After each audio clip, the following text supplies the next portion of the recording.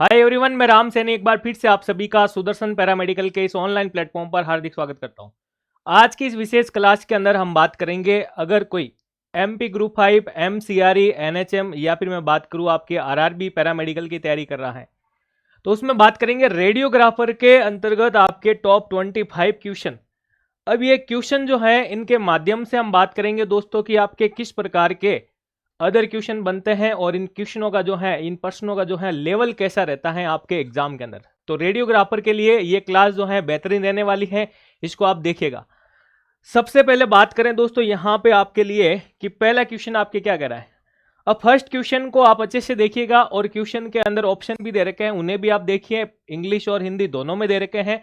और मैं बात करूंगा दोस्तों यहां पे कौन से सब्जेक्ट का क्वेश्चन है, तो मैं आपको सबसे पहले ही बता देता हूं कि ये आपके रेडियोग्राफर के मिक्स क्वेश्चन में लेके आया हूं। इन क्वेश्चनों के माध्यम से हम बात करेंगे कि किस प्रकार से इनका सॉल्यूशन करना है। ऐसे अगर सिमिलरिटी वाले क्वेश्चन आपके एग्जाम में आपसे पूछे जाते हैं तो आप किस प्रकार से उनको सॉल्व करेंगे, ठीक है।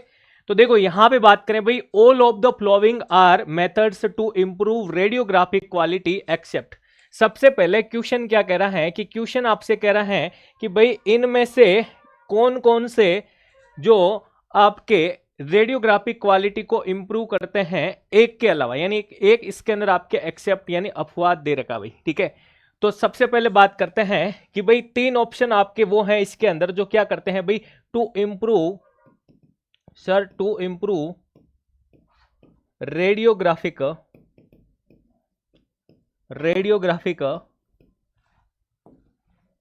क्वालिटी। अब देखो यहां पे अपन अब ऑप्शन की बात करते हैं। क्वेश्चन आपको समझ में आ गया होगा, I hope.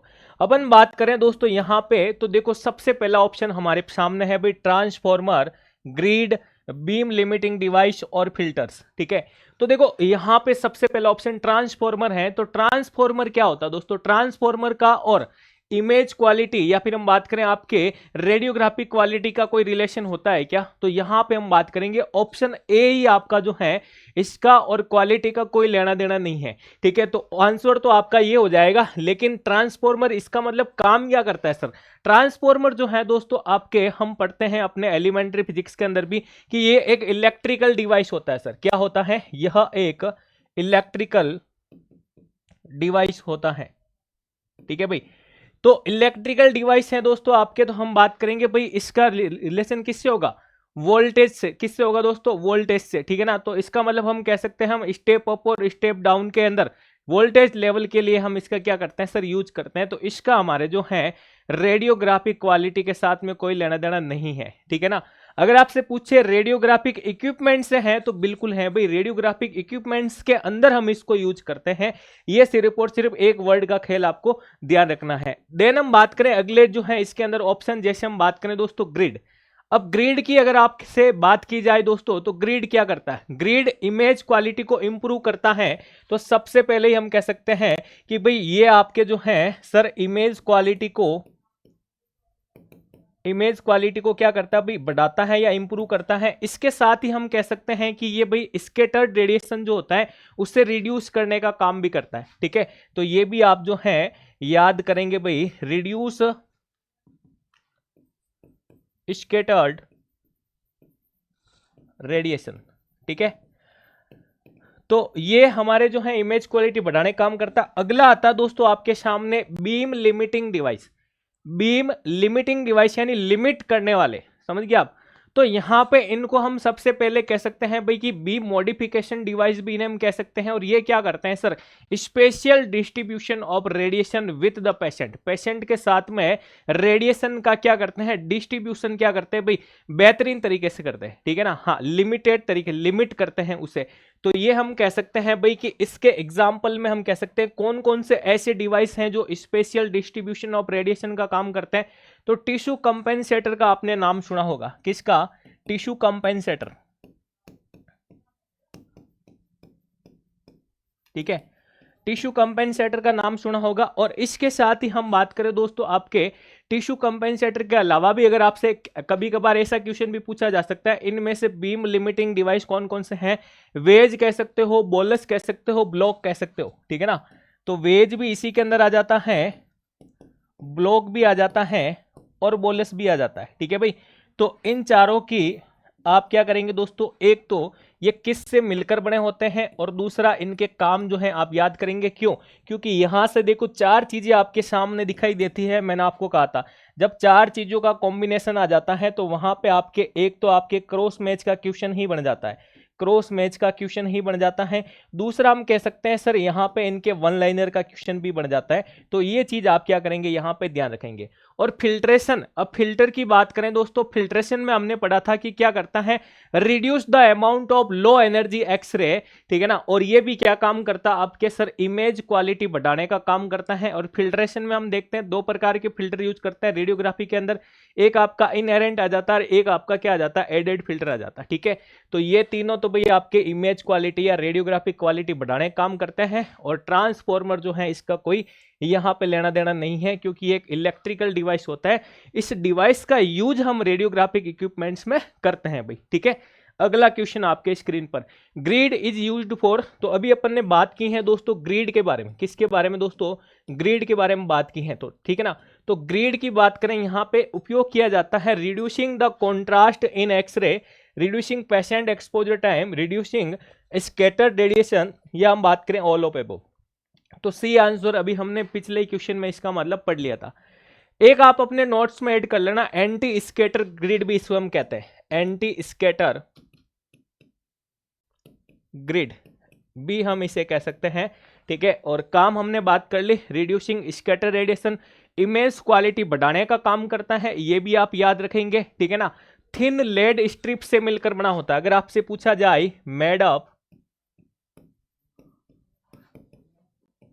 Thin lead strip, ठीक है, इनसे ये मिलकर बना होता है। और अगर आपसे स्टेटमेंट के बारे में कभी कभार पूछा जाए तो पूछ सकते हैं कि सेपरेटेड बाय रेडियोलुसेंट मटेरियल, जैसे हम बात करें भाई आपके एल्यूमिनियम आ गया, कार्बन फाइबर हो गया, तो ये सारी चीजें आप थ्योरी में आप पढ़ते ही होंगे इसके बारे में, ठीक है।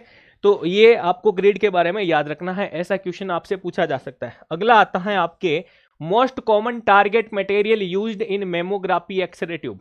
देखो मेमोग्राफी एक्सरे ट्यूब के अंदर अगर आपसे पूछें दोस्तों क्या कि मोस्ट कॉमन टारगेट मटेरियल कौन सा यूज किया जाता है, ऐसे तो टारगेट मटेरियल में सर हमें पता है कि हम क्या क्या यूज करते हैं, लेकिन यहां इस क्वेश्चन में क्या पूछा है आपसे, आपसे पूछा है कि मोस्ट कॉमन, क्या पूछा है दोस्तों, मोस्ट कॉमन पूछा है। तो यहां पे जब भी आपको मोस्ट कॉमन टारगेट मटेरियल का पूछे तो क्या बताओगे दोस्तों, मोलिब्डेनम का। किसका बताओगे, तो सी आंसर आपका यहां पे हो जाएगा। लेकिन यहां पे कभी कभार आपसे रोडियम और मोलिब्डेनम दोनों ही पूछा जा सकता है, बिल्कुल पूछा जा सकता है, ठीक है ना। हाँ, और मेमोग्राफी की अगर अपन बात करें दोस्तों, तो मेमोग्राफी किसके लिए काम आती है दोस्तों, तो हम कह सकते हैं सर इसको हम soft radiography, soft tissue radiography के अंदर इंक्लूड कर सकते हैं। तो कभी कभार क्वेश्चन में ऐसा भी पूछा जा सकता है, मेमोग्राफी क्या है आपके, मेमोग्राफी है sir examples of soft tissue radiography. अब सॉफ्ट टिश्यू रेडियोग्राफी, तो सॉफ्ट टिश्यू किसके देखते हैं यहां पे अपन इसके अंदर, तो हम कह सकते हैं सर यहां पे इमेजिंग ऑफ ब्रेस्ट ऑर्गन, ठीक है ना। क्या कह सकते हैं भाई, इमेजिंग ऑफ ब्रेस्ट ऑर्गन्स, ठीक है भाई।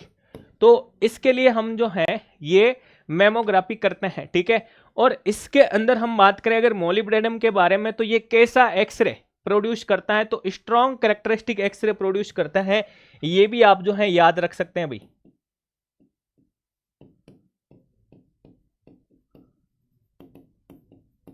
ठीक, एक्सरे प्रोड्यूस करता है, ठीक है। तो इसके रिगार्डिंग क्वेश्चन बने तो ये सारी चीजें आपको याद रखनी है। अगला आता है कि विच of the following is correct. सबसे पहले आपसे क्वेश्चन में पूछा है सही क्या है, किसके बारे में, इनवर्स स्क्वायर लॉ के बारे में, इनवर्स स्क्वायर लॉ के बारे में आपसे पूछा है कि सही क्या है। तो जब भी क्वेश्चन आता है दोस्तों आपके इनवर्स स्क्वायर लॉ, तो इनवर्स स्क्वायर लॉ कहता क्या है ये आपको आना चाहिए। और ये क्या कहता है भाई, ये कहता है आपके कि x समानुपाती 1/d², सीधा साधा आपको ये याद रखना है। अब यहां पे आपसे पूछें कि x का मतलब क्या है सर, ठीक है ना। हाँ, तो आपको कहना है कि इंटेंसिटी ऑफ आयनाइजिंग रेडिएशन, ठीक है ना, इंटेंसिटी ऑफ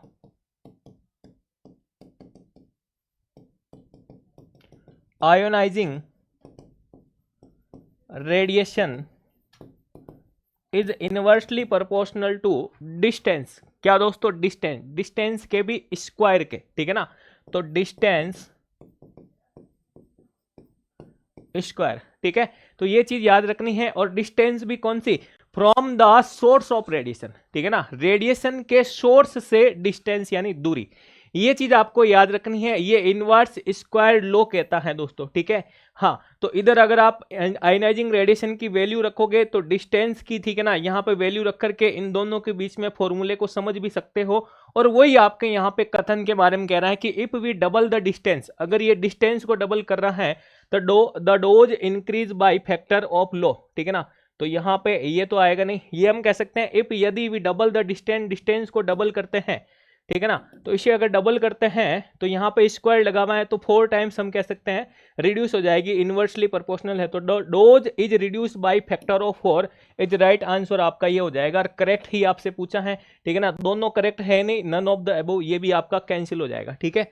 अगला हम बात करें यहाँ पे दोस्तों, अगला हम बात करें यहाँ पे characteristic radiation is produced by. Characteristic radiation जो है दोस्तों किसके द्वारा उत्पन्न होता है? ये किसके द्वारा जो है उत्पन्न होता है? तो सीधा साधा क्वेश्चन पूछा आपसे, क्या दोस्तों? डेफिनेशन के बारे में। सीधा साधा क्वेश्चन क्या पूछा है? डेफिनेशन के बारे में। और हम कह सकते हैं दोस्तों कैरेक्टरिस्टिक रेडिएशन के अंदर क्या होता है? सर ये जो है, ये न्यूक्लियस है, ये इसके जो है सेल की बात करें, ठीक है ना, तो यहाँ पर देखो ये आ गया आपके KL, और इसकी अगर अपन बात करें M, ठीक है। तो ये किस किस के बीच में होता है? डेफिनेशन की बात कर रहे हैं। तो अगर अपन बात करें दोस्तों यहाँ पे कि इंसिडेंट फोटोन जो है ये आया, ठीक है ना, ये क्या है आपके इंसिडेंट फोटोन जो आया, और इस K सेल के यहाँ पे जो इलेक्ट्रॉन था उसे इसने क्या कर दिया दोस्तों? यहाँ से इजेक्ट कर दिया, ठीक है ना। तो यहाँ से इसको हटा दिया, तो इजेक्टेड इलेक्ट्रॉन फ्रॉम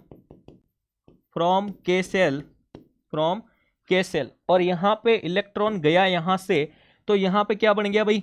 यहाँ पे अगर क्या बन गया भाई? यहाँ पे खाली जगह बन गया, ठीक है ना, होल बन गया। तो यहाँ L सेल से वापस से हम कह सकते हैं कि इस इलेक्ट्रॉन को बढ़ने के लिए वहां से इलेक्ट्रॉन कूदा, उसी समय आपके जो है हम कह सकते हैं क्या निकली भाई?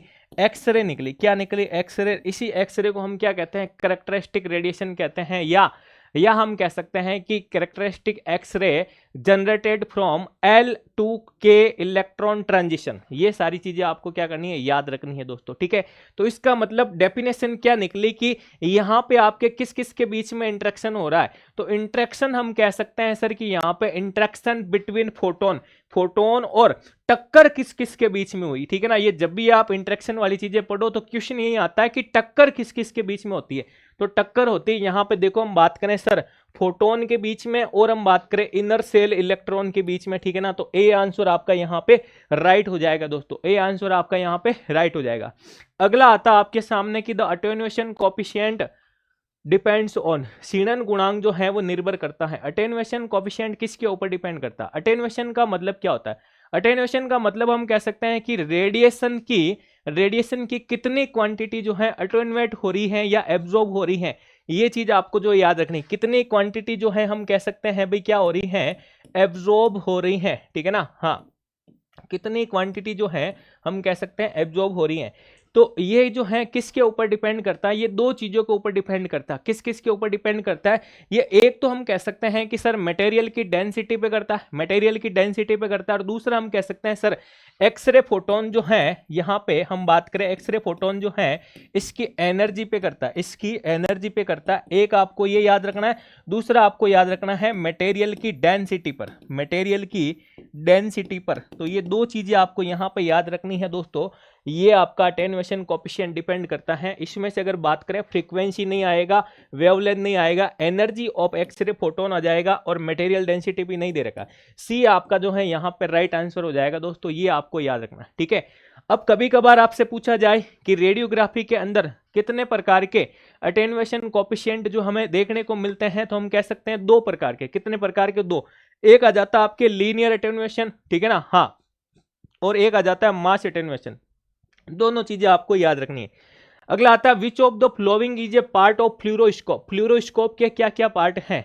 वो वही फ्लूरोस्कोप की बात कर रहे हैं जिसके अंदर अगर अपन गैस्ट्रो इंटेस्टिनल ट्रैक्ट से रिलेटेड कोई स्पेशल प्रोसीजर भी करते हैं ना, तो उसके अंदर अगर अपन कॉन्ट्रास्ट मीडिया देते हैं, मान लो अपन बेरियम स्वेलो, बेरियम एनीमिया, ठीक है ना, मील वगैरह ये सारी चीजें कर रहे हैं, तो बेरियम सल्फेट का जो पेस्ट है वो जा रहा है अंदर, रियल टाइम इमेजिंग हमें जो देखनी है, ठीक है ना। तो एक ऐसी रेडियोलॉजिकल टेक्निक, ऐसी रेडियोलॉजी टेक्निक जिसके अंदर हम कह सकते हैं कि एक्सरे के द्वारा, या एक्सरे उसमें क्या बनाता है, real time image of the inside of the body, उसे हम क्या कहते हैं, फ्लूरोस्कोप। और फ्लूरोस्कोप के अंदर क्या होता है भाई, अगर आपसे पूछा जाए रियल टाइम इमेज, ठीक है,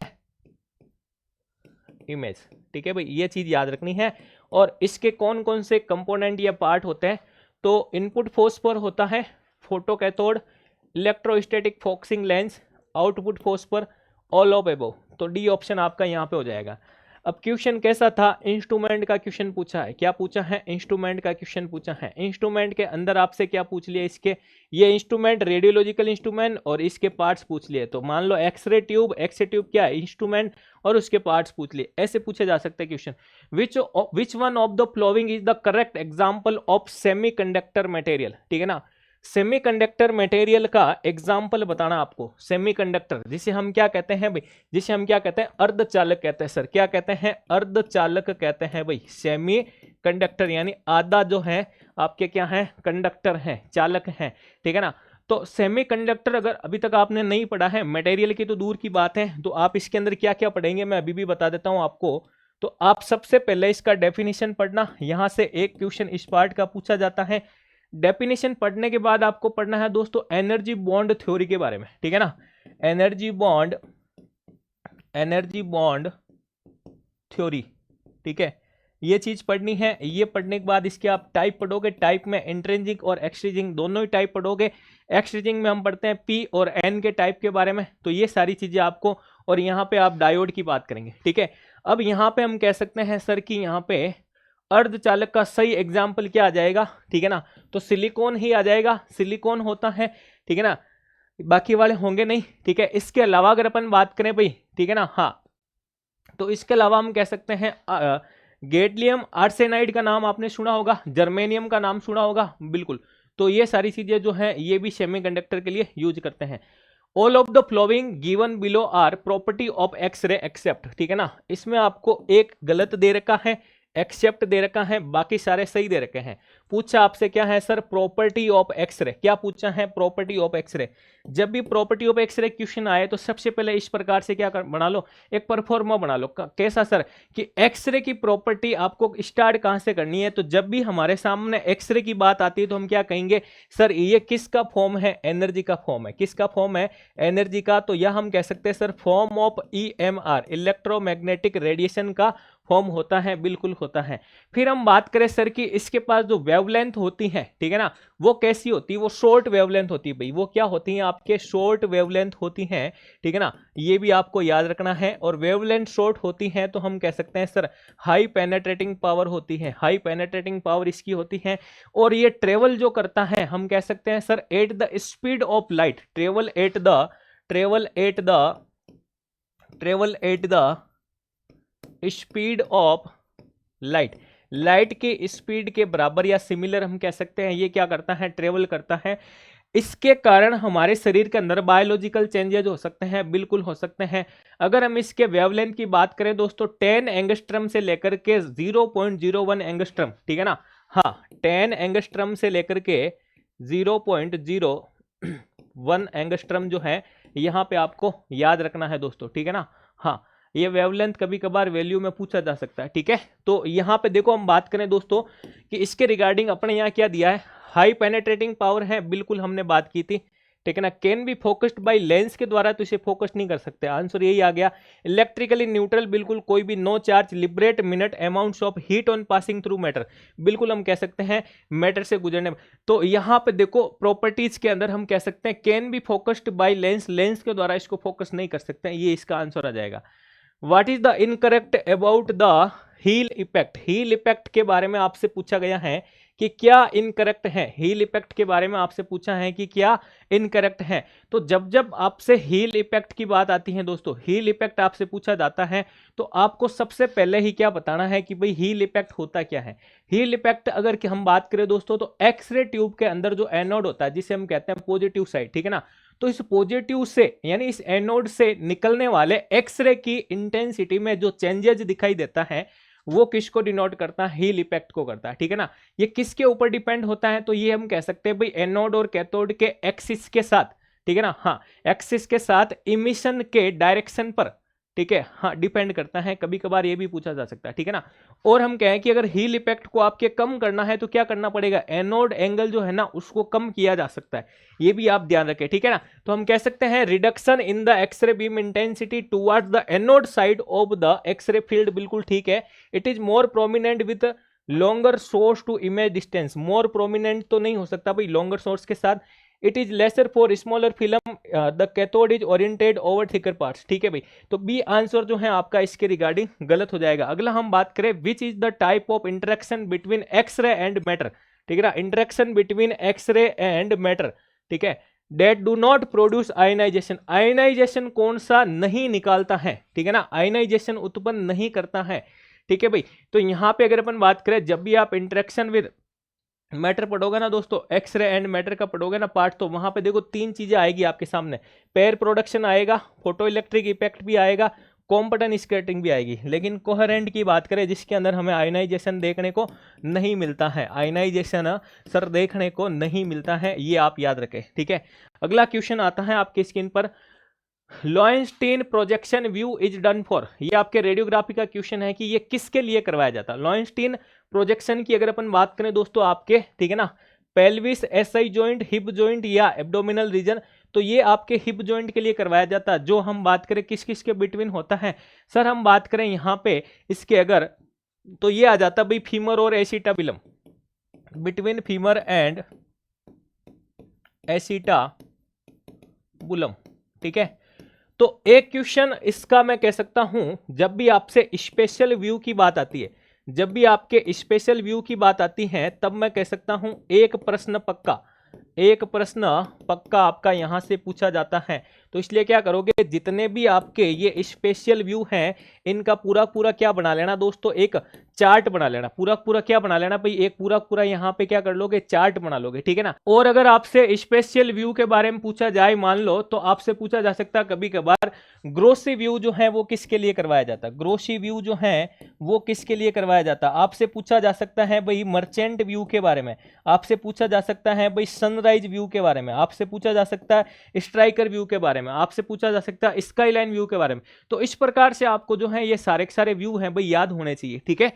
अगला क्वेश्चन हम बात करें, इन रिवर्स टाउन्स व्यू प्रोजेक्शन, देखो यहां पे मैं टाइप ऑफ क्वेश्चन लेके आया हूं, आपको सारे टाइप के क्वेश्चन मिलेंगे, टाइप्स ऑफ क्वेश्चन की मैं बात कर रहा हूं यहां पे। तो जैसे अगला क्वेश्चन, पिछले में मैंने व्यू की बात की थी, यहां पे मैंने व्यू तो लिया है, प्रोजेक्शन तो लिया है, लेकिन प्रोजेक्शन के अंदर मैं क्या पूछ रहा हूं, सेंट्रल रे के बारे में, सेंट्रल रे के बारे में हम बात कर रहे हैं। तो यहां पे देखो रिवर्स टाउन्स व्यू प्रोजेक्शन की अगर बात आती है दोस्तों, तो इज द सेंटर रे इज डायरेक्टेड ऑन, ठीक है ना, सेंटर रे इसके अंदर कहां पे रखते हैं भाई। जो यहां पे हम बात करें कि सर सबसे पहले तो एक बार ये बता देते हैं, ये रिवर्स टाउन व्यू प्रोजेक्शन है जो किसके लिए करते हैं, तो कॉन्डाइलर नेक का जो फ्रैक्चर है उसको हम देखने के लिए इसका करता है examination of fracture of condylar neck, ठीक है। इसके अलावा हम बात करें यहाँ पे कि इसके अंदर सर हम देखते हैं कि 30 डिग्री जो है क्रेनियली सेंटर रे जो है यूज की जाती है। तो कहने का मतलब ये था, मेरा ये पर्पस था आपको बताना कि एक क्वेश्चन आपका यहां से पक्का पूछा जाता है, एक प्रश्न आपका पक्का पूछा जाता है। मैं अभी भी कह रहा हूं आप लोगों से कि आपके अगर जैसे अगर आप आरआरबी की तैयारी कर रहे हैं तो 100 में से आपके जो है 70 टेक्निकल का पूछा जाएगा, एमपी ग्रुप की बात करें यहां पे 75 का पूछा जाएगा, एम्स की बात करें आपके तो भी 75। तो यहां पे आपको इन क्वेश्चनों के ऊपर पकड़ बनानी पड़ेगी कि ये जो आपके टेक्निकल पोर्शन में 70-75 वाला पोर्शन है ना, यहां पे आपको टाइप ऑफ क्वेश्चन पे जाना पड़ेगा। आपका पुराना पेपर आप जब भी देखोगे ना, तो वहां पे इस प्रकार के के क्वेश्चन मिलेंगे तो इन क्वेश्चनों के सिमिलरिटी का चार्ट बना सकते हो अपने पास, एक ऐसा पूरा हाँ छोटी सी डायरी आप कर सकते हो सेव कि भाई ऐसे ऐसे क्वेश्चन एग्जाम में पूछे जाएंगे। मान लीजिए कम से कम मैं 75 नहीं तो आपको कह सकता हूं 50 टाइप के क्वेश्चन तो आप बना ही सकते हो, और वहां इन 50 से बाहर नहीं जाएगा, क्योंकि क्वेश्चन आपके 10 से 12 ही जो इधर उधर होते हैं, बाकी सारे क्वेश्चन आपके पीवाईक्यू से कोरिलेट करते हैं, सिर्फ और सिर्फ डाटा इधर होता है। तो अभी भी कह रहा हूं टाइप ऑफ क्वेश्चन पे आप फोकस करो, हमेशा से मैं हमेशा कहता आया हूं आपको कि एक भी अगर आप टॉपिक पढ़ते हो तो टाइप ऑफ क्वेश्चन के ऊपर फोकस कीजिए।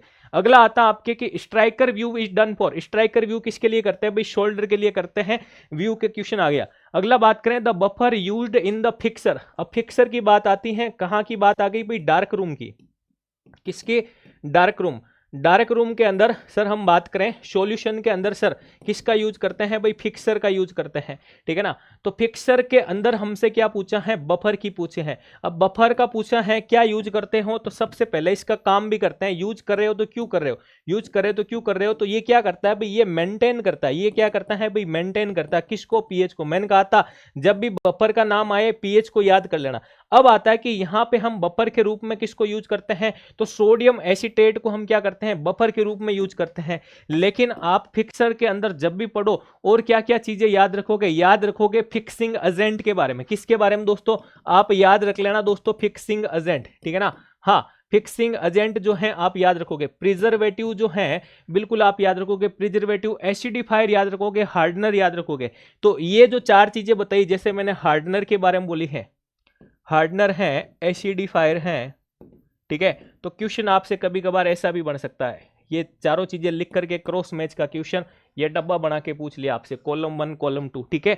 तो क्वेश्चनों को पहचानने की कोशिश करो दोस्तों, सारा सिलेबस आपके सामने बहुत बड़ा दिखाई देता है, लेकिन जैसे ही ऐसे चार्ट के बेसिस पर पढ़ने की कोशिश करोगे, टाइप ऑफ क्वेश्चन पे पढ़ने की कोशिश करोगे, एक एक क्वेश्चन से आप इतने शानदार, एक एक टॉपिक से इतने शानदार क्वेश्चन बना के उनको व्यवस्थित तरीके से अपने पास सेव रख सकते हो, और फिर अपने आप से कह सकते हो कि एग्जाम कभी भी हो सिर्फ हमें इन ही टॉपिक्स का रिविजन करना है, और कॉन्फिडेंशियल कह सकते हैं कि यहां से बाहर भी नहीं जाएगा। क्यों, क्योंकि बाहर गया तो सबके लिए जाएगा वही, ठीक है ना, और हम जो सारी चीजें पढ़ रहे हैं तो यहीं से ही आएगा पोर्शन, ठीक है ना।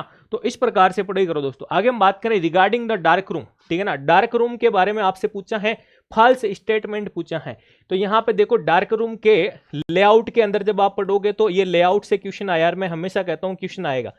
व्हाइट और light colour paints on the wall is right answer. Lead equivalent of 2 mm in walls, ठीक है। Ideal flooring with ceramic tile, ठीक है। For safe light a bulb of 50 watt, 50 watt का बल्ब इसके अंदर यूज नहीं करना है, ठीक है ना। हाँ, इसके अंदर आपको जो है सेप लाइट के रूप में 50 करना, करके हम कितना करते हैं भाई सर, 7 से 15। तो वन लाइनर में अलग से भी पूछा जा सकता है, ठीक है भाई। तो फॉल्स स्टेटमेंट आपका डी हो जाएगा। अगला क्वेश्चन है कि the process by which exposed silver halide crystal are converted to metallic silver is called, वह प्रक्रिया जिसके द्वारा उजागर सिल्वर हैलाइड क्रिस्टल को धात्विक सिल्वर में परिवर्तित किया जाता है, तो उसे हम क्या कहते हैं, उसे हम क्या कहते हैं भाई, उसे डेवलपमेंट कहते हैं। क्या कहते हैं, डेवलपमेंट। यानी कि डेवलपमेंट सर क्या काम करता है, ये सर हमारी लेटेंट इमेज को विजिबल के अंदर कन्वर्ट करता है। भाई क्या करता है सर, लेटेंट इमेज को विजिबल के अंदर क्या करता है, कन्वर्ट करने का काम करता है, ठीक है। कौन करता है भाई, डेवलपर, ठीक है। तो ये चीज आपको याद रखनी है। फिक्सिंग की बात करें, फिक्सिंग एक तो हमारे क्या करता है भाई, ये एक तो सर स्टॉप करता है किसको, डेवलपर की प्रक्रिया को, फिर इमेज को फिक्स करने का काम भी करता है किसके ऊपर, एक्सरे की फिल्म के ऊपर, ठीक है। रिंजिंग की बात करें, ठीक है ना, स्टॉप बात के लिए हम इसको यूज करते हैं, जो क्या करती है, इस डेवलपिंग एजेंट के जो क्रिस्टल होते हैं उसको रिमूव करने का काम करती है। ड्राइंग के लिए हम क्या करते हैं, सुखाते हैं। ड्राइंग के लिए हम एल्कोहल भी यूज कर सकते हैं, आपने पढ़ा होगा। टीएलडी के बारे में आपको क्या बताना है, फॉल्स स्टेटमेंट बताना है रेडिएशन प्रोटेक्शन वाले पार्ट से, ठीक है ना। तो सबसे पहले बात करें यहां पे हम एक्टिव रेडिएशन डिटेक्शन डिवाइस, ठीक है। पहले ही आपके जो यहां पे गलत हो जाएगा, ये क्या होता है भाई, यह एक sir passive radiation detection device होता है। Disc are made up of calcium also for lower filter is kept open, measures doses between 0.01 से लेकर के 10.4 मिलीग्राम। बिल्कुल ये ठीक है, लेकिन कुछ कुछ किताबों में जो है अलग दे रखी है। लेकिन हम यहाँ बात करेंगे टीएलडी के बारे में। एक्टिव की जगह आपके क्या आ जाएगा सर आ जाएगा यहाँ पे पैसिव रेडिएशन डिटेक्शन डिवाइस, ठीक है भाई। हाँ, तो मॉनिटरिंग डिवाइस से भी आपका क्वेश्चन बन सकता है। अगला आता है आपके which of the following is fundamental to radiation protection, निम्नलिखित में से कौन विकिरण सुरक्षा के लिए मौलिक है, फंडामेंटल है। तो रेडिएशन प्रोटेक्शन की जब बात आती है तो भाई तीन चीजों की बात आ जाती है, जस्टिफिकेशन, ऑप्टिमाइजेशन, लिमिटेशन। अगला क्वेश्चन क्या बन सकता है कि ये क्या कहते हैं, ठीक है ना, इनका सारांश आपको याद करना। अगला question all of the above इसका राइट आंसर हो जाएगा। आगे हम बात करें which guidelines are follow for radiation protection in India, Bharat में विकिरण सुरक्षा के लिए किन दिशा निर्देशों का पालन किया जाता है। तो हम बात करेंगे जब भी हमारे रेडिएशन प्रोटेक्शन इंडिया की बात आती है तो AERB की बात आती है। किसकी बात आती है दोस्तों, AERB की हम क्या कह सकते हैं यहाँ पे बात कर सकते हैं। तो AERB जो है आपका यहाँ पे सही हो जाएगा, ठीक है ना। हाँ, ये सी ऑप्शन टाइप करने भूल गए होंगे, AERB आपका हो जाएगा यहाँ पे right answer, atomic energy regulatory board. और AERB की अगर अपन बात करें दोस्तों 15 नवंबर 1983 के अंदर ये जो है आपके स्थापित हुई है, 15 नवंबर 1983, ठीक है, ये भी याद रखिएगा। अगला आता आपके एक्स्ट्रा ओरल रेडियोग्राफी इंक्लूड, ठीक है ना, bite wing, periapical, dental, panoramic radiography या none of above. Extra oral radiography सबसे पहले तो हमने इसको कहां पे पढ़ा था सर, हमने इसको पढ़ा था आपके डेंटल रेडियोग्राफी में। कहां पढ़ा था दोस्तों, डेंटल रेडियोग्राफी। और वहां पे मैंने आपको एक चार्ट बनवाया था, क्या बनवाया था, इसके टाइप के रिगार्डिंग एक चार्ट बनवाया था। उस चार्ट के अंदर हमने कहा कि इसमें दो तरह की रेडियोग्राफी, इंट्रा ओरल और एक्स्ट्रा ओरल ऐड करना है, ठीक है ना। इंट्रा ओरल रेडियोग्राफी और एक्स्ट्रा ओरल रेडियोग्राफी,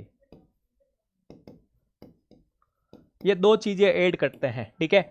अब एक्स्ट्रा ओरल में क्या क्या आ जाता है और हम बात करें इंट्रा में, तो सबसे पहले देखो इंट्रा की अगर बात करें तो बाइट विंग जो है आपके, बाइट विंग जो है ये इसके अंदर आ जाती है सर, बाइट विंग जो है, ठीक है ना, ये हम इसके अंदर पढ़ते हैं, बाइट विंग रेडियोग्राफी आ जाता है। ओक्लूजल रेडियोग्राफी दोस्तों ये भी इसी के अंदर आ जाता है, ओक्लूजल रेडियोग्राफी भी इसी में आ जाता है। आपके पेरी एपाइकल जो है दोस्तों ये भी इसी में ही आ जाता है, पेरी एपाइकल, ठीक है। तो इसका मतलब यहाँ पे बाइट विंग पेरी एपाइकल नहीं होगा, नन ऑफ एबव नहीं होगा, तो आपके जो है पेनारोमिक रेडियोग्राफी इसके अंदर आ जाएगा, ठीक है ना। एक्स्ट्रा ओरल में, एक्स्ट्रा ओरल में क्या क्या आ जाती है, पेनारोमिक आ जाती है एक, तो ये भी लिख लो, पेनारोमिक आ जाती है सर, ठीक है। एक हम कह सकते हैं भाई ऑब्लिक, ऑब्लिक लेटरल व्यू, ये भी इसी में आ जाते हैं। और हम कह सकते हैं सर एक आपके आ जाता है भाई सिपेलोमेट्रिक व्यू, ठीक है ना, सिपेलोमेट्रिक। तो ये एक सिंपल सा क्वेश्चन डेंटल रेडियोग्राफी के टाइप में आओगे, टाइप के यहाँ के अंदर आपको जो है सब टाइप का क्वेश्चन पूछा गया है, ठीक है ना। टाइप, सब टाइप, डिवीजन, सब टाइप्स, ये सारी चीजें मैं आपको बता चुका हूं, पार्ट सब पार्ट्स इनके बारे में, ठीक है। The difference between soft and hard x ray is, ठीक है। तो ये क्वेश्चन मैंने इसलिए लिया दोस्तों कि आपको पता लगे कि किस प्रकार का क्वेश्चन भी आपसे पूछा जा सकता है, यानी डिफरेंस के साथ कंसेप्टिव क्वेश्चन आपसे पूछा है कि आपके जो सॉफ्ट और हार्ड एक्सरे के बीच में, ठीक है ना, अंतर कौन स्पष्ट करता है, तो फ्रीक्वेंसी करती है। कौन करती है भाई, फ्रीक्वेंसी करती है। अगला क्वेश्चन आता है दोस्तों आपके कि the process by which electrons are emitted from an x ray cathode filament, वह प्रक्रिया जिसके द्वारा एक्सरे कैथोड फिलामेंट से इलेक्ट्रॉन उत्सर्जित होते हैं। तो ये हमने कहा है कि भाई कैथोड की बात की जा रही, किसकी बात की जा रही है, कैथोड, ठीक है ना। ये आ गया कैथोड सर, कैथोड के अंदर भी कह रहे हैं सर फिलामेंट से, ठीक है ना। हाँ, फिलामेंट से क्या निकल रहे हैं सर, तो कल ही बात की थी हमने, फिलामेंट से क्या निकलते हैं भाई, फिलामेंट से इन्होंने कहा कि इलेक्ट्रॉन का निकलना, फिलामेंट से इलेक्ट्रॉन का निकलना, ठीक है ना। और हम कह सकते हैं भाई फिलामेंट से इलेक्ट्रॉन कैसे निकलते हैं, तो इसका बेसिक प्रिंसिपल देखें अगर, तो सर एक जो कोई मेटल है, एक जो कोई मेटल है, इस मेटल को अपन हीट देते हैं, हीट देते हैं, और हीट भी कितनी देते हैं सर, अबाउट 2500 डिग्री सेल्सियस। जब इतना टेम्परेचर देकर के इसको हीट देकर के गर्म करते हैं तो ये हमारा जो है फिलामेंट कैसा हो जाता है सर, रेड हो जाता है, पूरा पूरा हीट के साथ दिखाई देता। उस समय आपके जो यहाँ पे इलेक्ट्रॉन निकलते हैं।